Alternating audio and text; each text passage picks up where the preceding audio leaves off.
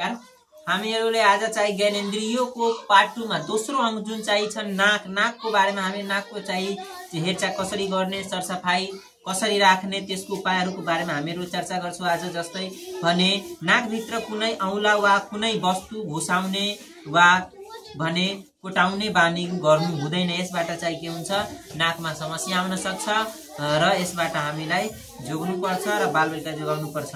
अर्को, धुलो वा धुवाबाट बाँच्नको लागि मास्कको प्रयोग गर्नुपर्छ। जस्तै चाहिँ म अहिले चाहिँ यो मास्क लगाएको छु किनकि भने धुवा धुलोको चाहिँ कारणले गर्दा चाहिँ समस्या आउन सक्छ, सर्दी खाँसी हुन सक्छ।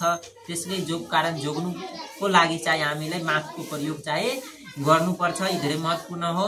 र बिहान बेलुका मुख धुँदा नाकको पनि राम्रोसँग सरसफाई गर्नुपर्छ र हामीलाई नाकभित्रको रौँलाई चाहिँ कतै पनि काट्नु हुँदैन हामीलाई, किनकि यो भने रौँले गर्दा के हुन्छ, फोहोर जुन हुन्छ त्यसबाट हामीले जोड्न सक्छौं र हामीले चाहिँ यसलाई सरसफाई राख्नुपर्छ र हामीलाई नाकको भित्रको जुन रौँ हुन्छ त्यसलाई चाहिँ काट्नु हुँदैन र हामीलाई नाकमा कुनै समस्या आएमा हामीलाई स्वास्थ्य कर्मीको सल्लाह अनुसार नाकको परीक्षण गराउनुपर्छ र सल्लाह लिनुपर्छ र नाकको हामीलाई भने सरसफाई राख्नुपर्छ।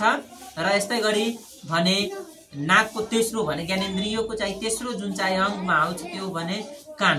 कान भने पनि हाम्रो सुन्नको लागि, सुन्न जुन क्षमता हुन्छ त्यो कानको हो र कान पनि हामीहरूको जीवनमा धेरै महत्त्वपूर्ण छ र यसको सरसफाई र उपायको बारेमा हामीहरूले के बुझ्छौं भने चर्को ध्वनि वा आवाजबाट जोग्नु पर्छ। धेरै जुन ठाउँमा आवाज आउँछ, डीजे को आवाज भयो, जुनसुकै स्पिकर, जुनसुकै पनि लाउड स्पिकरको आवाज हुन्छ, धेरै धमक हुन्छ, त्यो ठाउँमा हामीलाई जानु हुँदैन र यसबाट हामीले जोग्नुपर्छ। र भने कानभित्र घाँट काँटी भने चिमटा भने गेडागुडी जस्ता वस्तु पसाउनु हुँदैन। धेरै बालबालिका चाहिँ भने कानलाई भने काँटी पसाइहाल्छ या गेडागुडी या जुन चाहिँ गोलोकारको वस्तु हुन्छ त्यो पसाइहाल्छ। त्यसबाट हामीले भने सिकाउनु पर्छ बालबालिकालाई कि त्यसबाट कसरी जोग्ने।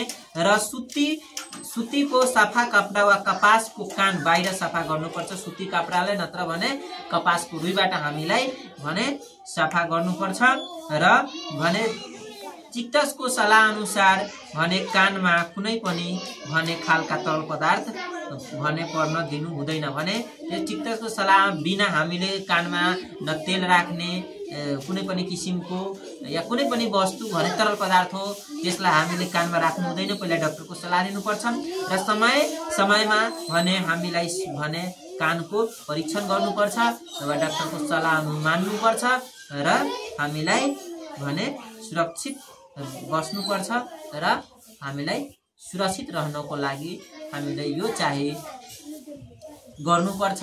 धन्यवाद।